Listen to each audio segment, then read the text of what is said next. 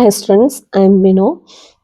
இப்போ last 2 video என்ன பண்ணியிருந்தேன், ஃபஸ்ட்டு 4 சாப்டருக்கு இம்பார்ட்டன்ட் 5 மார்க்ஸ் சொல்லியிருந்தேன். அடுத்து 5ல் இருந்து 8 வரைக்கும் சொல்லியிருந்தேன். இப்போ 9th சாப்டர்லேருந்து 12th சாப்டர் வரைக்கும் இம்பார்ட்டன்ட் 5 மார்க்ஸ் வந்து சொல்கிறேன்.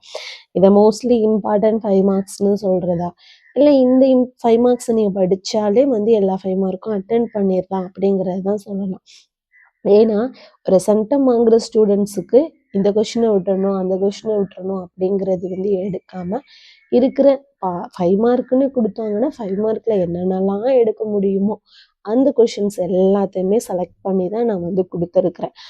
சொல்லப்போனால் இது வரைக்கும் பப்ளிக்கில் சப்ளிமெண்ட்டில் எல்லா இதுலேயும் கேட்ட 5 மார்க்ஸ் எல்லாத்தையும் கலெக்ட் பண்ணி எல்லா 5 மார்க்ஸும் எல்லா மாடலும் கவர் ஆகிற மாதிரி தான் கொடுத்துருக்கேன். அப்போ ஒரு 5 மார்க் ஃபுல்லாக நான் பார்க்கணும்.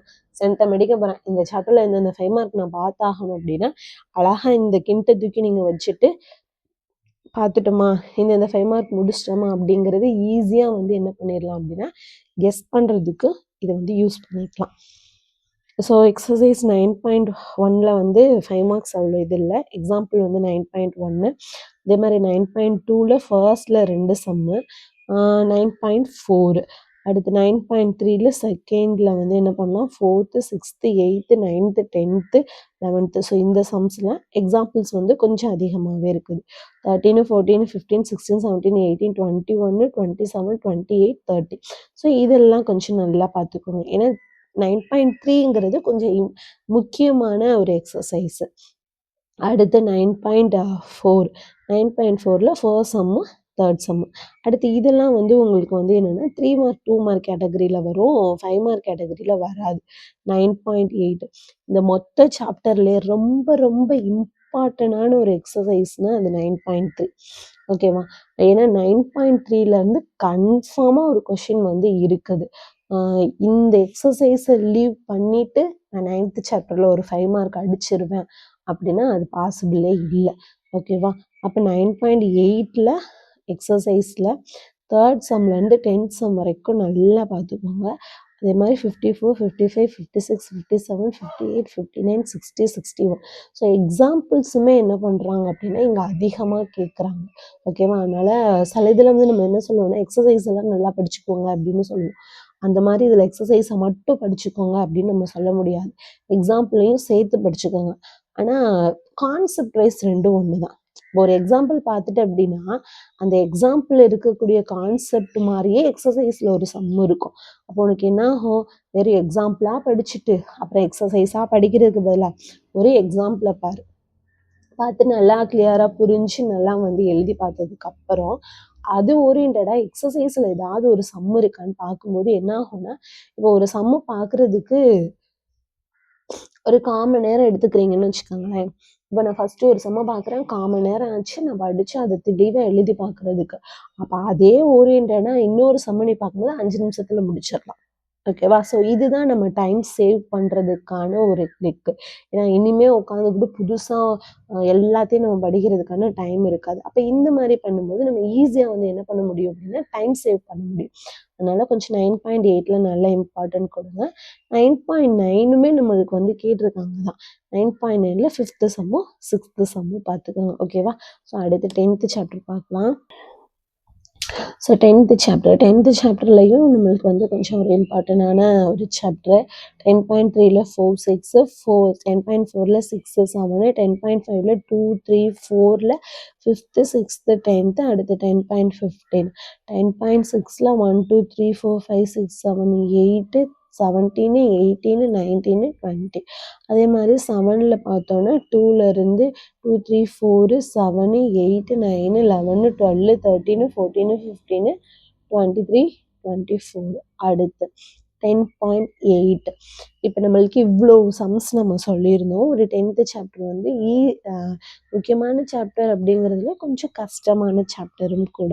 அப்போ எனக்கு இந்த சாப்டர் வந்து நான் ஒரு ஆப்ஷனலில் தான் வச்சுருந்தேன், ஒரு இம்பார்ட்டன்ட் மட்டும்தான் நான் படிக்கணும் அப்படிங்கிற ஒரு மெத்தடில் தான் நான் வச்சுருக்கேன் அப்படின்னு நினைக்கிறவங்க கன்ஃபார்மாக 10.8 படிச்சுக்கோ. 10.8லேருந்து ஷுவராக ஒரு 5 மார்க் வரும். இது வந்து என்ன பண்ணலாம் அப்படின்னா அடிச்சே சொல்லலாம்.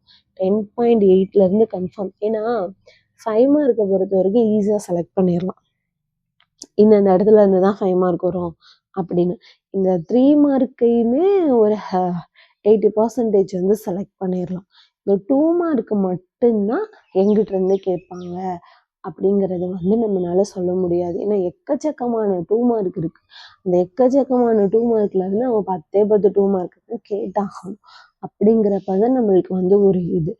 ஸோ 5 மார்க்கை ஈஸியாக நம்மளால கெஸ் பண்ண முடியும். இங்க இருந்து தான் 5 மார்க் வருது. கெஸ் பண்றதுன்னா நம்ம கெஸ் பண்றது அப்படின்னு இல்லை, இது வரைக்கும் பப்ளிக்ல கேட்டிருந்தது. ஸோ இப்பெல்லாம் கொஷின்ஸ் கேட்டிருக்காங்க, இந்த கொஷின்ஸ் எல்லாம் ரிப்பீட்டடா வந்திருக்கு. அப்ப அதெல்லாம் வச்சுட்டு நம்ம என்ன பண்ணலாம், ஒரு கால்குலேஷன் பண்ணலாம். ஓகே, அப்ப இங்க இருந்து கன்ஃபார்மா நம்மளுக்கு ஒரு 5 மார்க் வருது. அப்ப இந்த 10 கொஷினை படிச்சோம்னா கன்ஃபார்மா நம்மளுக்கு ஒரு 5 மார்க் அடிக்க முடியும் அப்படிங்கிற ஒரு கான்ஃபிடென்ட்டை கொடுக்கும். ஓகேவா?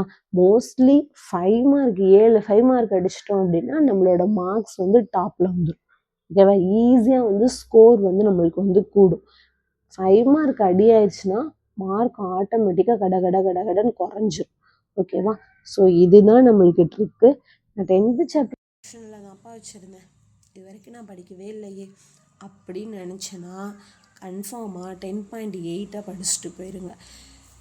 ஏன் சொல்கிறேன்னா, இதனால ஒரு கொஷினை 10.8ம் இன்னொரு கொஷினை ஓன் கொஷினாக, அதாவது கொஞ்சம் ஒரு கிரிட்டிக்கலான ஒரு கொஷினை தூக்கி கொண்டாந்து கேட்டுட்டாங்கன்னு வச்சுக்கோங்களேன், என்ன பண்ண முடியும்? ரெண்டுமே நம்மளால் அட்டன் பண்ண முடியாது. ரெண்டுமே அட்டன் பண்ண முடியலன்னா என்ன ஆயிடுச்சு? 5 மார்க்கு போயிடுச்சு. ஓகேவா? ஸோ அதனால தான் சொல்கிறோம், கண்டிப்பாக எந்த சாப்டரையும் விட்டுறாது.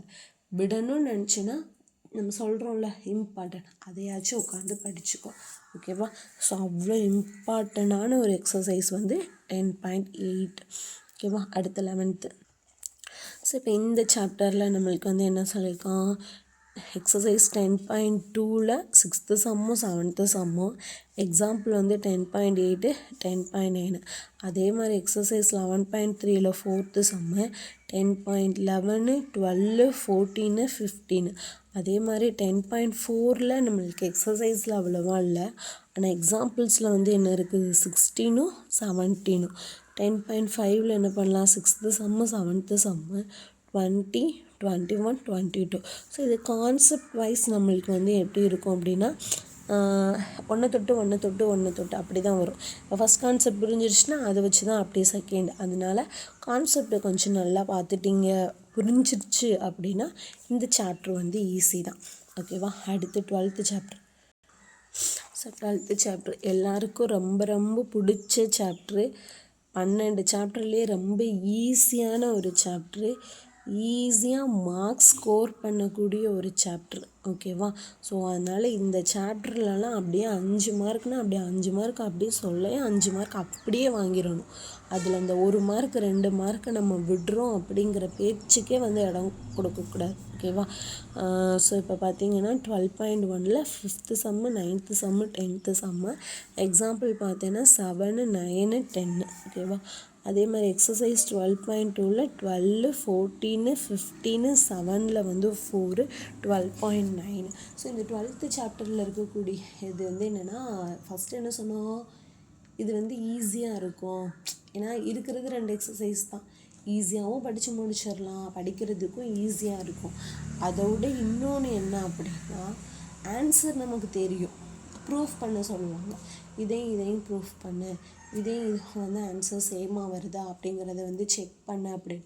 நம்மளுக்கு என்ன ஆகும், 5 மார்க்கு ட்ரூத் டேபிளில் இதுவும் கரெக்டாக வந்துருச்சு அப்படின்னாலே நம்ம என்ன சொல்லிடலாம், ஓகே இதுவும் சேமாக வந்துருச்சா, அப்போ ஓகே 5 மார்க் நம்மளுக்கு வந்து என்ன இருக்குது, கன்ஃபார்ம் அப்படின்னு சொல்லிட்டு நீ அங்கேயே என்ன பண்ணிக்கலாம் அப்படின்னா 5 மார்க்கு கன்ஃபார்மாக நம்ம வாங்குகிறோம் அப்படிங்கிறது நீ அங்கேயே எழுதி வச்சிடலாம். ஓகேயா? ஸோ அந்த அளவுக்கு வந்து என்னென்னா இந்த சாப்டர் வந்து ரொம்ப ரொம்ப இம்பார்ட்டண்ட்டான ஒரு சாப்டர். மார்க்கு நம்மளுக்கு வந்தால் ஆன்சரும் நமக்கே தெரிஞ்சிடும், படிக்கிறதுக்கும் ஈஸி, சம்ஸும் வந்து கம்மி. அப்படிங்கிறப்ப இந்த சாப்டரெல்லாம் வந்து 5 மார்க் வந்துச்சுன்னா அப்படியே தூக்கிடணும், அந்த மாதிரி ஒரு சாப்டர். ஓகேவா? ஸோ நான் அதனால் இதெல்லாம் வந்து லீவ் பண்ணிடாதீங்க, ஸோ விட்டுறாதீங்க. ஓகே, இதில் இன்னும் சில பேர் இருப்பாங்க எப்படின்னா, கஷ்டமானதெல்லாம் படிச்சிடுவானுங்க, அந்த ஈஸியாக இருக்கு இல்லையா, இதில் போய் என்ன பண்ணுவாங்கன்னா ட்ரூ ஃபால்ஸ் போகிற இடத்துல குழப்பம். இதில் இன்னொன்று சொல்கிறேன், இந்த இதில் மட்டும், அதாவது இந்த 12th சாப்டரில் மட்டும் படித்து 5 மார்க் வாங்கிடலாம். அதாவது படித்து கொஞ்சம் புரிஞ்சிட்டோம் அப்படின்னா 5 மார்க் ஈஸியாக வாங்கிடலாம். அதே மாதிரி நான் இந்த சாப்டரை தொடவே இல்லை. எனக்கு இந்த ஒரு 2-3 இது அந்த கொஷினில் இருக்கிறத அப்படியே நான் வந்து எழுதி அது மூலியமாக ஈஸியாக 3 மார்க் வாங்க முடியும். அதையும் நான் உங்களுக்கு அடுத்த வீடியோவில் சொல்கிறேன். அதாவது இந்த ஒரு சாப்டரில் மட்டும்தான் படித்து 5 மார்க்கு படித்தேன்னா ஓரளவுக்கு புரிஞ்சிச்சுன்னா ஆன்சர் தெரியும், அதனால் 5 மார்க்கு. நான் புக்கே தொடலைப்பா. என்கிட்ட 12th சாப்டரில் என்னன்னு கூட தெரியாது. ட்ரூனா என்ன, அண்டனா என்ன, ஆறுனா என்ன, எதுவுமே எனக்கு தெரியும். ஆனால் கொடுத்துருக்குற கொஷின் பேப்பரை வச்சு என்னால் 3 மார்க் ஈஸியாக வந்து எடுக்க முடியும். 5 மார்க்குனா 3 மார்க்கு, 3 மார்க்னா 2 மார்க்கு, 2 மார்க்னா 1 மார்க். பார்த்துக்கோங்க, என்ன கேட்டாலும் எதில் கேட்டாலும் பாதிக்கு பாதி மார்க் ஈஸியாக தட்டி தூக்க முடியும். ஓகேவா? அதுக்கான ட்ரிக்கே நான் அடுத்த வீடியோவில் சொல்கிறேன். Okay, thank you.